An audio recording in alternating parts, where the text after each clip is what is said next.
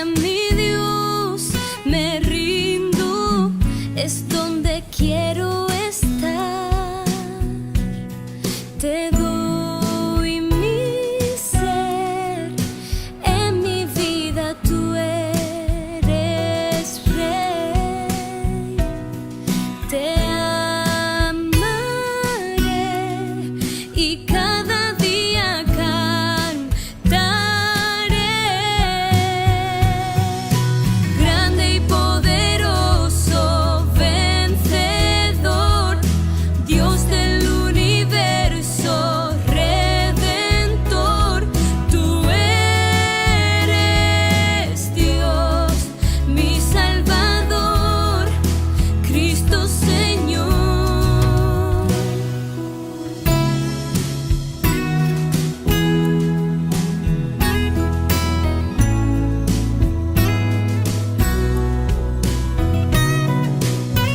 No hay mejor lugar, mi Cristo, donde yo pueda habitar. En tu presencia, mi Dios, me rindo, es donde quiero estar. Te doy mi ser, en mi vida tú eres rey. Te amaré y cada día cantaré. Grande y poderoso, vencedor, Dios del universo, redentor. Tú eres Dios, mi Salvador. Grande y poderoso, vencedor, Dios del universo, redentor. Tú eres Dios, mi Salvador, Cristo Señor.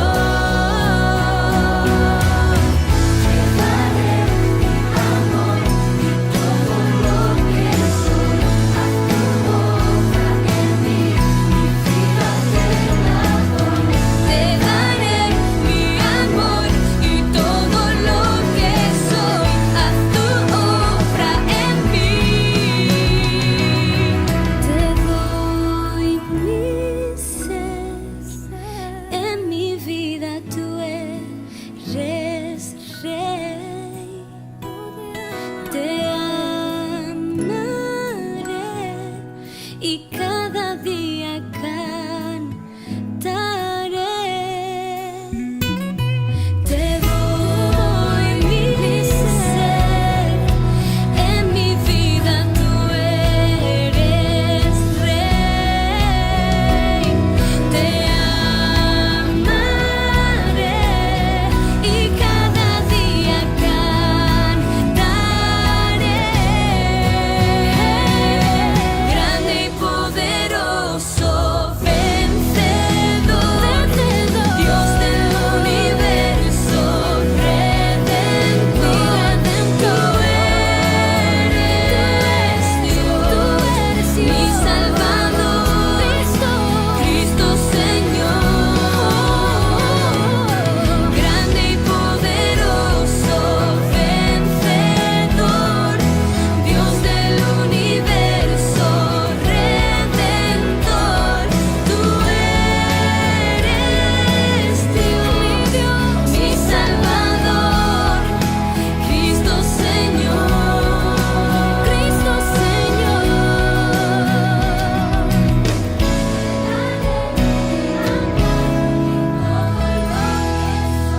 Haz tu obra en mí, mi vida te la doy.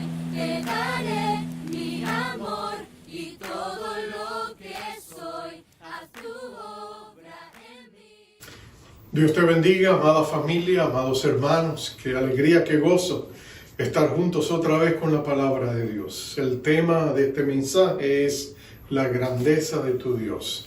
Estoy en Isaías 40, versos del 12 al 24. ¿Quién midió las aguas con el hueco de su mano y los cielos con su palmo? Con 3 dedos juntó el polvo de la tierra y pesó los montes con balanza y con peso los collados. ¿Quién enseñó al Espíritu de Jehová o le aconsejó enseñándole? ¿A quién pidió consejo para ser avisado? ¿Quién le enseñó el camino del juicio o le enseñó ciencia o le mostró la senda de la prudencia? He aquí que las naciones le son como la gota de agua que cae del cubo y como menudo polvo en las balanzas le son estimadas. He aquí que hace desaparecer las islas como polvo. Ni el Líbano bastará para el fuego, ni todos sus animales para el sacrificio. Como nada son todas las naciones delante de él, y en su comparación serán estimadas en menos que nada, y lo que no es. ¿A qué pues haréis semejante a Dios, o qué imagen le compondréis? El artífice prepara la imagen de talla, el platero le extiende el oro y le funde cadenas de plata. El pobre escoge para ofrecerle madera que no se apolille. Se busca un maestro sabio que le haga una imagen de talla que no se mueva. ¿No sabéis? ¿No habéis oído? ¿Nunca os lo han dicho desde el principio? ¿No habéis sido enseñados desde que la tierra se fundó? Él está sentado sobre el círculo de la tierra, cuyos moradores son como langostas. Él extiende los cielos como una cortina, los despliega como una tienda para morar. Él convierte en nada a los poderosos y a los que gobiernan la tierra hace como cosa vana, como si nunca hubieran sido plantados, como si nunca hubieran sido sembrados, como si nunca su tronco hubiera tenido raíz en la tierra. Tan pronto como soplen ellos se secan y el torbellino los lleva como hojarasca. Vamos a orar. Padre amado, qué precioso es tener una visión más clara de tu grandeza y de tu poder. Pensar, amado Dios, que tú eres el eterno y gran yo soy, que tú eres el Dios, que eres el Rey de la eternidad, el Rey de los siglos, el Rey de las temporadas, de los tiempos y las sazones de los tiempos, pero aún así eres el Rey de los santos y eres nuestro Rey. En esta preciosa oportunidad, háblanos a través de tu palabra, toca nuestro corazón, prepáranos para escuchar de ti y acércanos a ti con tu presencia. Mira el clamor del corazón de cada hermano, amigo que escucha este mensaje. Y Señor, acércalo a ti con esos lazos tiernos y amorosos que en Jesucristo has puesto. Ahora lo ponemos todo en tus manos para su gloria y para su honra. Bendito sea el nombre de nuestro Rey Jesús, nuestro amado Señor y Salvador. En su nombre te lo pedimos. Amén. Amén y amén.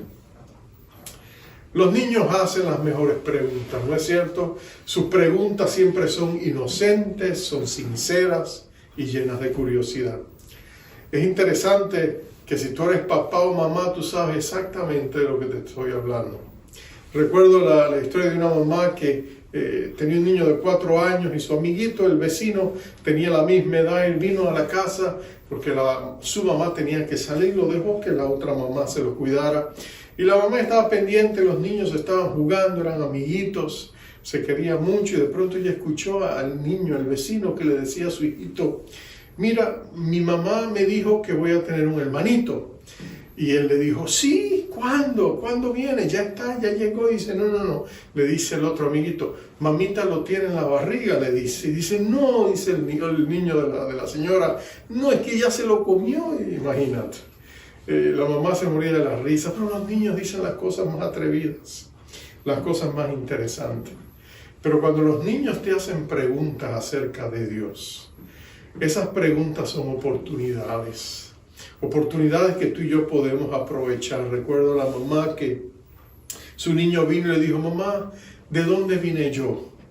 Y su mamá, siendo una hija de Dios devota, le dijo: hijito, tú sabes que papá Dios te hizo. Él te hizo, te creó en mi vientre y él es la razón por la que tú estás aquí. Y el niño le dijo, está bien mamá, pero ella estaba separada de su esposo no era converso, era inclusive un agnóstico. Y ese fin de semana el niño fue a pasar unos días con su papá el fin de semana. Y el niño, por supuesto, decidió hacerle la misma pregunta a su papá. Y le dijo, papá, ¿de dónde vino yo? ¿Quién me hizo? Mi mamá dice que Dios me hizo. Y el papá le dijo, no, hijo, Dios no existe. Tú y yo venimos de los monos, le dijo. Y el niño, por supuesto, quedó confundido.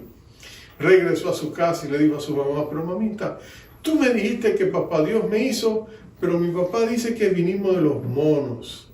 ¿Cómo es eso? ¿Quién tiene la razón? Y su mamá muy sabiamente le dijo, no, hijito, mira, no es problema, no hay contradicción. Lo que pasa es que cuando yo te dije que papá Dios no hizo, yo te estaba hablando de mi familia.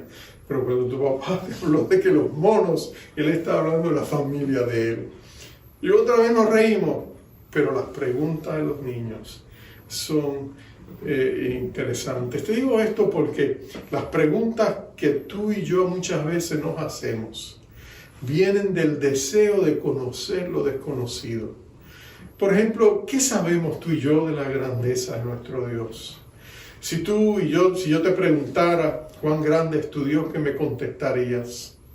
En una ocasión se dice que Robert Ingersoll, que por cierto era también un agnóstico, iba caminando por una de las calles de un lugar donde se estaba quedando y era un domingo en la mañana y vio a un señor que iba con un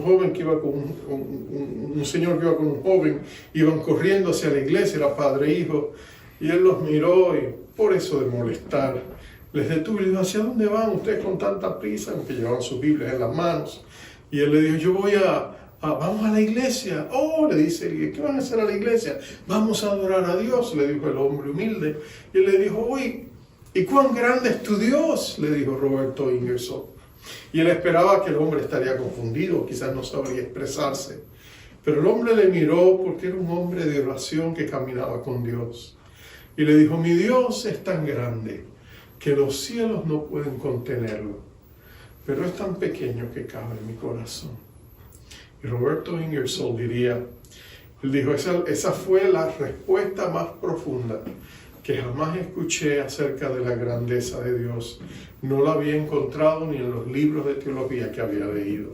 Pero lo cierto es que cuando hablamos de la grandeza de Dios, nada como este libro para darnos una revelación de cuán grande es tu Dios.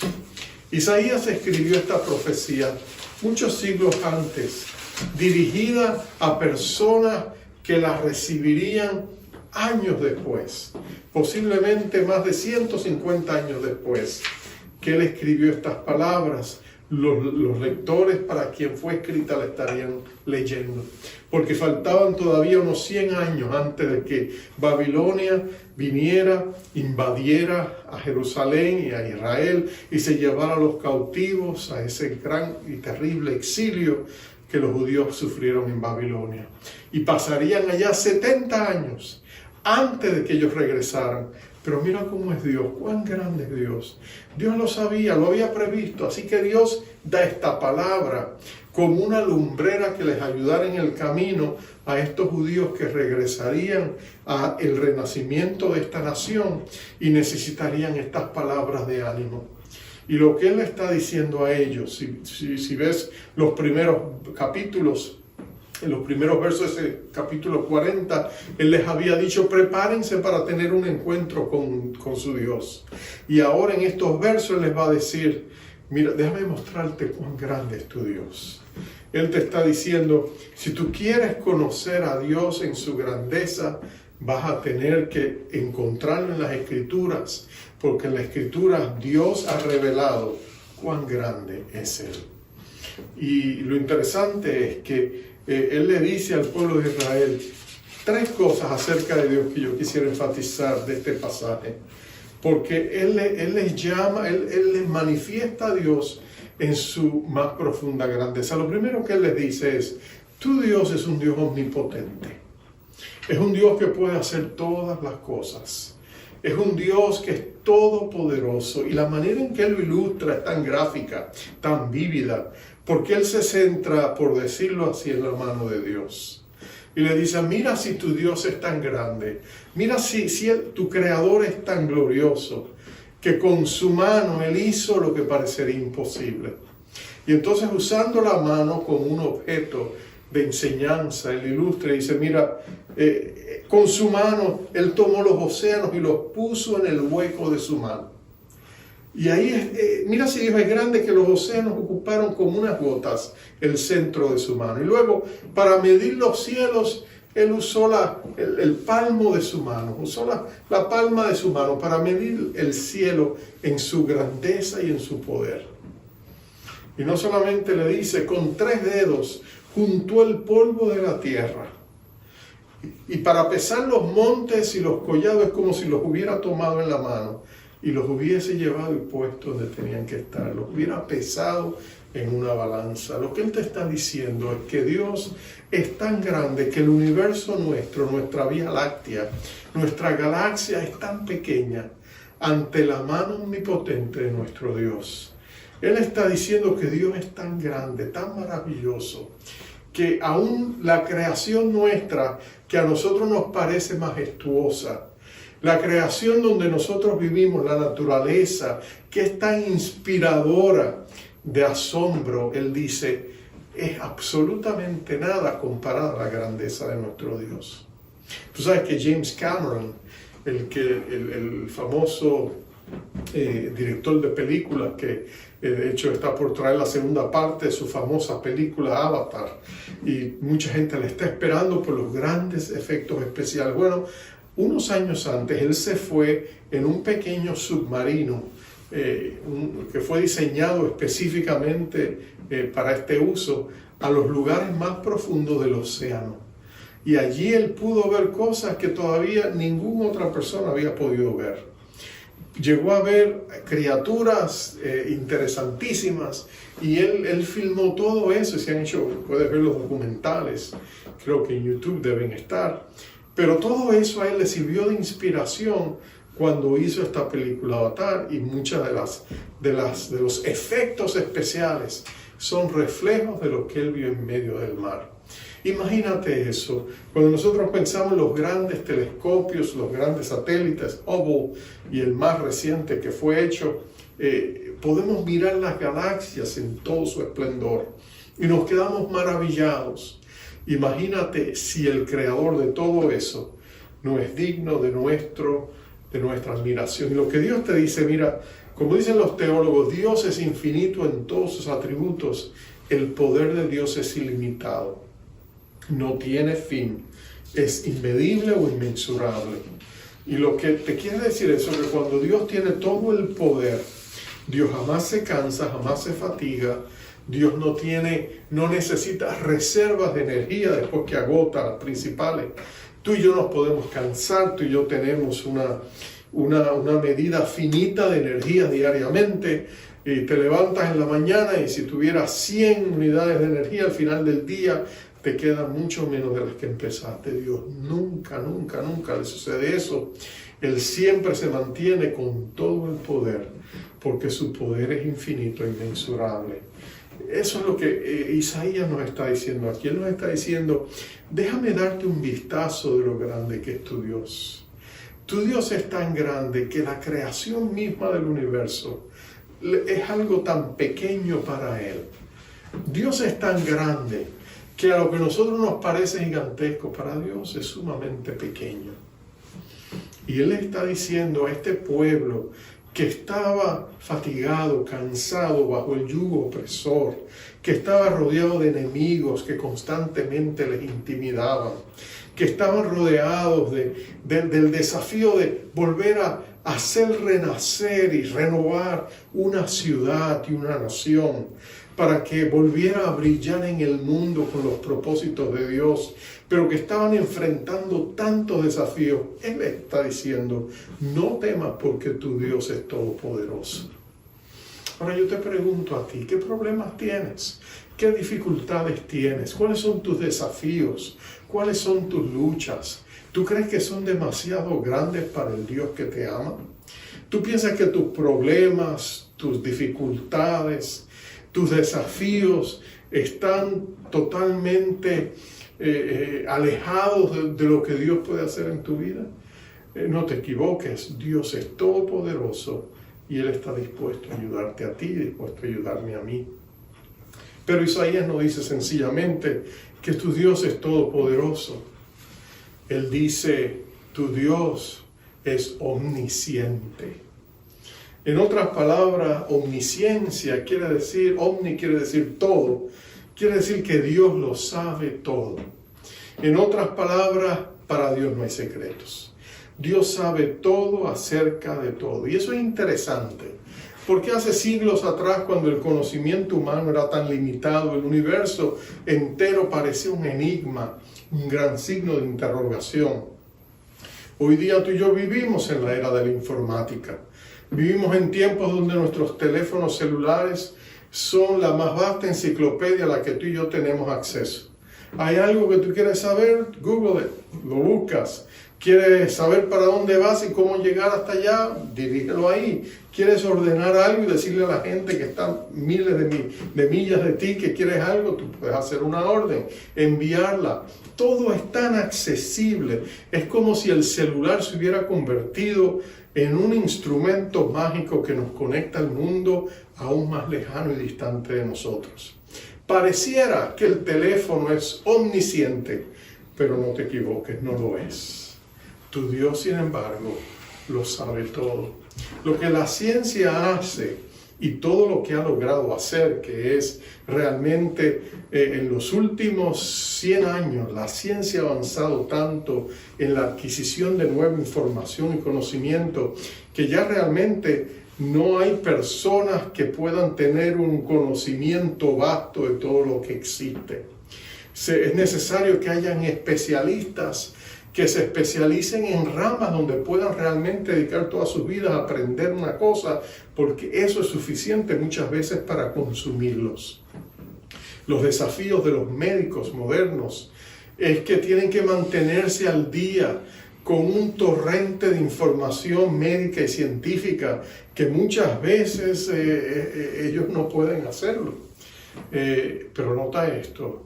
A pesar de que todo ese conocimiento está ahí, la ciencia solo puede descubrir lo que Dios ha hecho.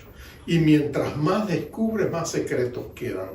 Hay tantas cosas por descubrir que el hombre jamás llegará a un punto donde pueda decir, lo sabemos todo. Ahora, ¿sabes quién lo sabe todo? Dios. Dios sabe todos los secretos de la naturaleza, del universo, de la eternidad. Dios sabe absolutamente todo. No solamente en este mundo, sino en el mundo que Él ha creado, el tercer cielo, los cielos de los cielos, que son mucho más grandes que el universo físico en que nosotros nos movemos. Y tú podrías decir, pastor, ¿cómo te sabes? Bueno, porque en el mundo espiritual vive Dios. Y aquí este universo material jamás podría contenerlo en su grandeza y en su poder. De hecho, su omnipresencia, no vamos a hablar de la omnipresencia, pero Dios lo llena todo, la gloria de Dios llena la tierra. Lo que pasa es que nuestros sensores espirituales no están conectados a todo lo que Dios está haciendo aquí. Pero mira esto, Dios lo sabe todo. No hay absolutamente nada que Dios no sepa. Dios sabe todos los secretos de toda la gente. Dios sabe todas las cosas buenas y virtuosas que la gente hace, pero Dios también sabe todos los secretos de las fechorías, las cosas corruptas, las mentiras, los engaños, todo lo que el mundo y las apariencias del mundo proyectan. Dios sabe todo lo que está detrás. Dios sabe lo que ha pasado y para Dios no hay ningún problema traer a la luz las cosas que están ocultas. Pero hay algo más personal acerca de la omnisciencia de Dios. Y es esto, fíjate. Dios conoce tus secretos. Dios conoce tus heridas. Dios conoce tus traumas. Dios conoce tus luchas. Dios conoce también tus aspiraciones, tus sueños, tus ilusiones. Dios sabe todo acerca de ti.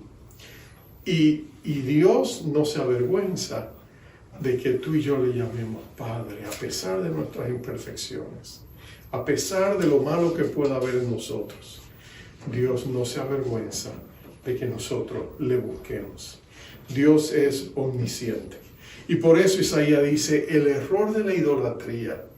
Cuando una persona humilde iba donde un artífice, un artista, un artesano, y le decía, mira, quiero que me hagas un ídolo. Necesito un ídolo para adorar en mi casa.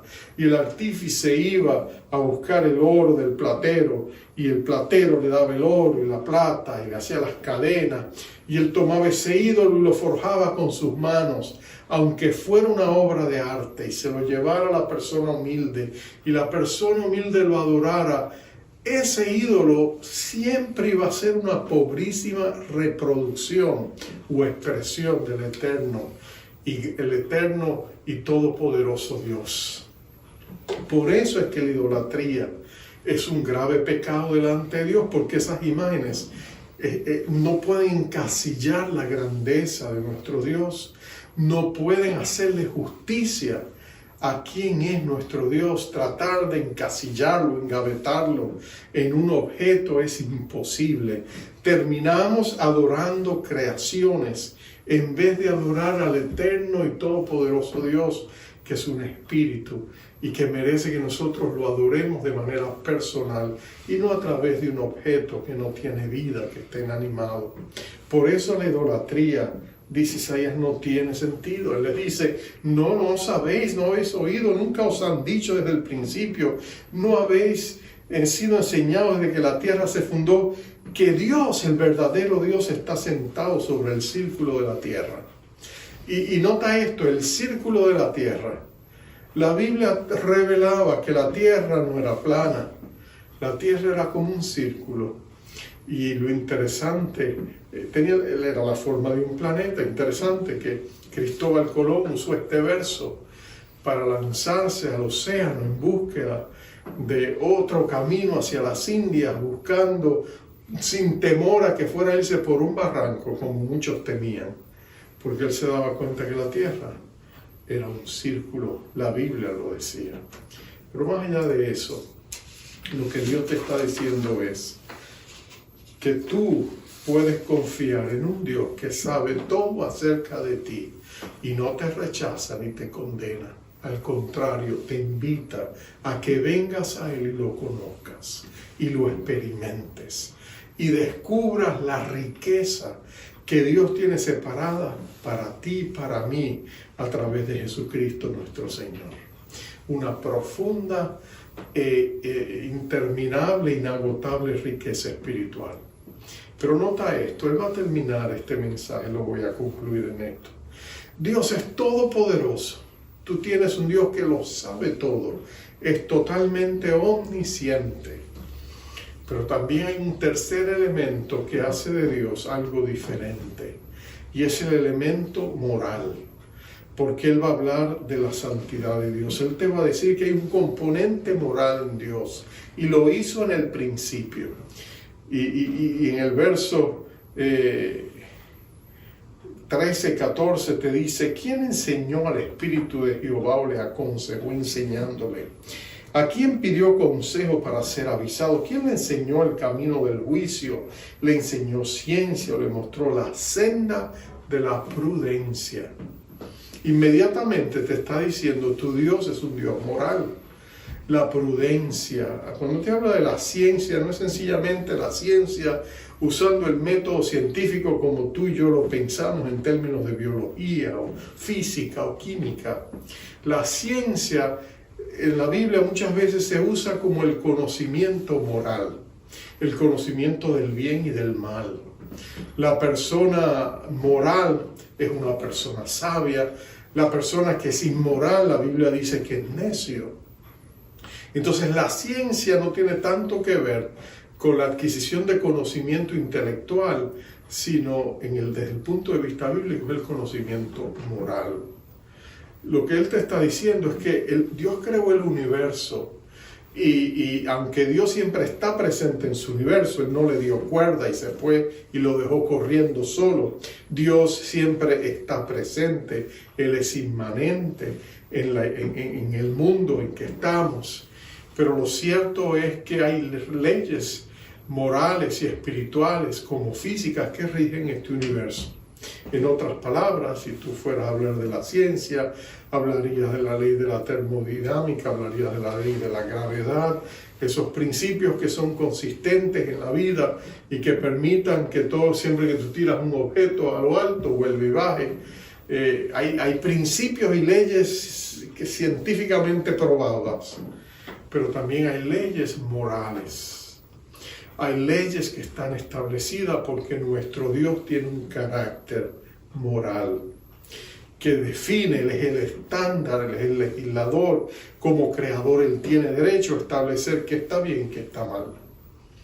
Cuando nosotros presumimos usurpar esa posición, nosotros tomamos leyes, hacemos leyes, juzgamos las cosas muchas veces humanamente y a veces por ser humanos y ver las cosas tan limitadas y por no escuchar la sabiduría que Él nos da en su palabra, podemos hacer nuestras propias leyes en contradicción a la ley de Dios.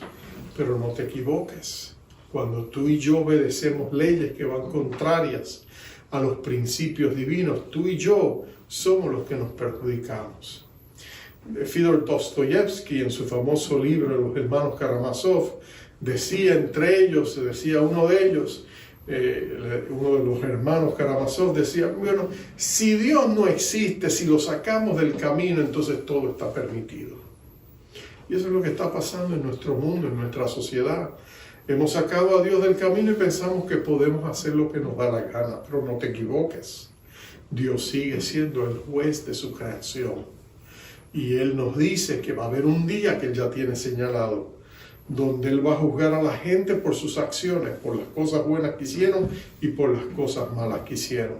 Entonces, evidentemente, no podemos vivir como quisiéramos vivir.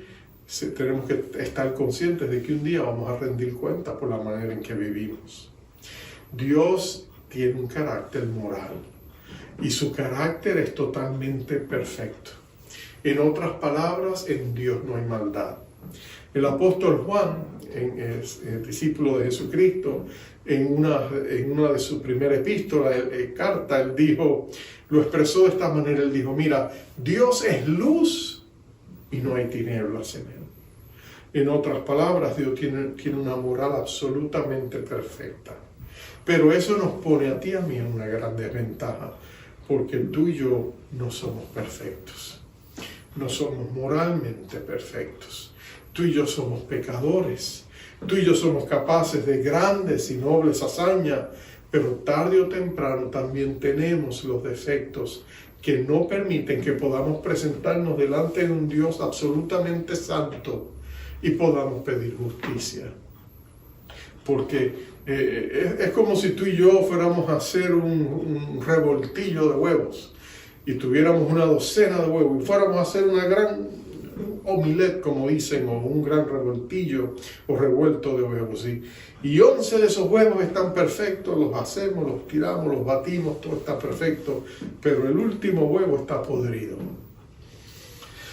Si tú se lo pones a esos huevos, todo va a estar malogrado, ¿no es cierto? Tú no puedes poner un huevo podrido entre 11 y decir, no, pero había 11 buenos. El hecho de que hubiera ese huevo podrido lo dañó todo, ¿no es cierto? Y ese es el dilema que tú y yo tenemos. Para ir al cielo, Dios demanda absoluta perfección. El problema es que tú y yo no somos perfectos. Entonces, aunque Dios es todopoderoso, Dios sabe todas las cosas, Dios también es justo y santo y demanda esa perfección. Entonces, ¿qué vamos a hacer? Tú y yo no somos perfectos. Bueno, cuando tú lees la palabra de Dios, te das cuenta de que Dios estaba consciente de nuestro dilema humano. Y por eso fue que desde el mismo principio, desde el libro de Génesis, en el mismo instante en que el hombre tomó el camino equivocado, Dios estableció un nuevo sendero para traer la salvación a nuestras vidas. Él tenía todo el poder para hacerlo. Él tenía toda la buena voluntad de hacerlo. Él sabía que nosotros no nos podíamos salvar a nosotros mismos. Él sabía que Él tenía que ayudarnos. Y su corazón misericordioso estableció que Él enviaría a la persona que podría salvarnos, podría rescatarnos de nuestro dilema. Él podría venir y tomar nuestro lugar sufrir el justo juicio de Dios sobre el pecado y a través de su vida perfecta transferir a nuestras vidas o imputar o impartir a nuestras vidas la rectitud perfecta que nosotros necesitamos para ir al cielo. De eso se trata los evangelios. Jesús se hizo hombre, el Hijo de Dios se hizo hombre, habitó entre nosotros. Él vino y se hizo de carne y hueso, vivió la vida humana de manera perfecta. De hecho, tan perfecto fue que nosotros no pudimos aguantarlo y lo llevamos a una cruz. Y allí fue crucificado. Allí fue muerto como un cordero que se ofreció como un sacrificio. Y en aquella cruz Él te redimió a ti y a mí. Con su sangre preciosa Jesucristo murió por ti para que tú no tengas que perderte, ni yo tenga que perderme. Porque aunque tengamos algunas virtudes, hay pecado en nosotros que no nos puede permitir llegar al cielo. Cristo Jesús tomó nuestros pecados, nos dio su santidad y nos permite ahora, cuando nosotros ponemos nuestra fe en Él, poder ir al cielo. Es mucho más que eso. Ahora con la rectitud de Jesús estamos revestidos. Podemos hablar con Dios cara a cara. Podemos abrirle nuestro corazón. Podemos traerle nuestras luchas que Él conoce muy bien porque es omnisciente. Podemos empoderarnos por el poder que ha puesto en nosotros, la misma presencia de su Santo Espíritu. Pero esa fue la razón por la que Jesucristo vino al mundo, para redimirnos. El pueblo de Israel estaba recibiendo una visión mucho más clara de la grandeza de su Dios. Ellos iban a necesitarlo, porque tendrían que enfrentar muchos más grandes desafíos. Pero qué consolador fue para ellos saber que Dios estaba con ellos. Que Dios estaba con ellos como un poderoso gigante para vencer los obstáculos, para darle victoria sobre sus enemigos, para darle triunfo ante las adversidades, para poder salir adelante y ser sus colaboradores, para volver a ser la nación renacer. Nosotros somos parte del cuerpo de Cristo, tú y yo, amado hermano. Estamos unidos a Cristo inseparablemente. Estamos ligados a Él como el café con leche. Después que nos juntamos, ya nadie nos puede separar del amor de Cristo. Nadie puede separarnos de su infinita gracia. Dios está obrando su querer y su hacer en nuestras vidas, y la buena obra que Él ha empezado en nosotros ha prometido terminarla. Él honra la sangre preciosa de su Hijo, nuestro Padre Celestial lo hace. Y por eso cuando pecamos, podemos confesar nuestros pecados, y Él es justo y santo. Él es justo, Él es fiel para mirar la sangre de Cristo que fue vertida en el Calvario y decir: yo te perdono por la sangre de mi Hijo. Y recibimos su perdón y su gracia constantemente. Y constantemente podemos seguir caminando con Dios. Después de estos días difíciles de pandemia, qué consolador es saber que tú y yo no estamos solos. No tenemos que enfrentar este mundo solos. Que no importa si este mundo empieza a sacudirse. No importa si de pronto Dios lo estremeciera. No importa si viéramos los juicios de Dios derramados sobre la tierra. Tú y yo tenemos la seguridad de que estamos en el hueco de esa mano poderosa, en la cual Él puede poner hasta los océanos. Y en ese hueco de esa mano omnipotente, tú y yo estamos seguros. Porque Jehová es nuestro pastor y nada nos faltará. Y nuestro Rey Jesucristo está con nosotros. Y Él camina con nosotros, nos sustenta y nos sostiene y nos prepara para lo mejor que Dios tiene para nosotros. Así que en este día, abraza el conocimiento, la visión de la grandeza de tu Dios. Vamos a orar. Oh Padre, qué precioso es saber que en medio de nuestras luchas, tú las conoces y tú anhelas ayudarnos. Qué bueno es saber que nadie como tú para sanar los corazones quebrantados. Nadie tú como para vendarlos, Señor, cuando hemos sido lastimados. Nadie como tú para consolarnos cuando hemos tenido pérdidas. Nadie como tú para levantarnos cuando nos hemos tropezado y caído. Nadie como tú para darnos esperanza cuando hemos perdido seres amados. Nadie como tú, amado Señor y Dios, para fortalecernos en ti en el poder de tu fuerza. Nadie como tú para mostrarnos y manifestarnos tu amor. Nadie como tú para tomarnos de la mano y guiarnos por las sendas que tú quieres que caminemos. Nadie como tú para rescatar a nuestros pródigos y volverlos a casa. Nadie como tú para salvar a nuestros amados perdidos. Nadie es como tú, Señor Jesucristo, para darnos un sentido de tu presencia y hacernos saber que somos amados y deseados por un Dios que, sabiendo todo acerca de nosotros, nos levanta y nos recoge con grandes misericordias. Por eso en este día yo te pido por mi hermano, mi hermana, la familia en que están, Señor, te pido que tú los cubras con el poder glorioso de tu sangre preciosa, que tú invalides toda maquinación del diablo en contra de sus vidas, que ellos puedan acercarse a ti confiadamente y levantar sus peticiones delante de ti con la seguridad de que tú, que lo sabes todo, les escuchas, y sabiendo que tu corazón es misericordioso, respondes a sus necesidades, que tú nunca le das tu espalda a tus hijos, que aun cuando tropezamos y caímos, tú nos levantas 7 veces. Dice tu palabra, cae el justo y el Señor le levanta en cada una de ellas. Yo te pido por mis hermanos, bendíceles, prospérales, provéeles, protégelos, ampáralos, cúbrelos con el poder del nombre de nuestro Rey Jesucristo. Y si están pasando por diversas pruebas, dale la fortaleza que necesitan para salir adelante. Si están tristes, pon tu gozo en sus corazones. Si están enfrentando temores y ansiedades, desate en ellos espíritu de alabanza y de gratitud. Oh Dios, ministrales, déjales saber que son amados y deseados de ti.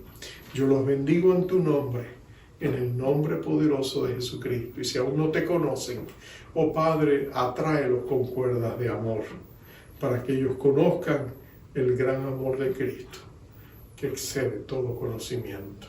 Que conozcan la anchura, la longitud, la profundidad y la altura del amor de Dios, el amor de su Padre. En Cristo Jesús te lo pedimos, te damos gracias. Amén. Amén. Amén. Te envío, amado hermano, con la bendición acostumbrada.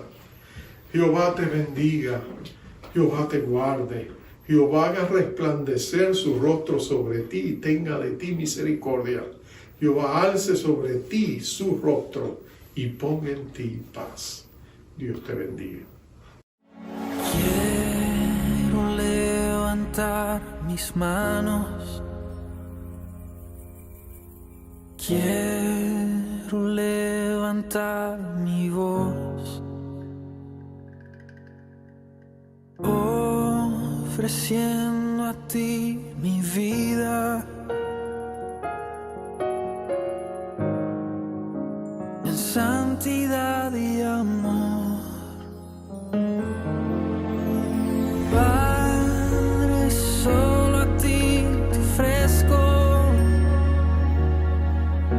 mi vida y mi corazón, y me postro en tu presencia.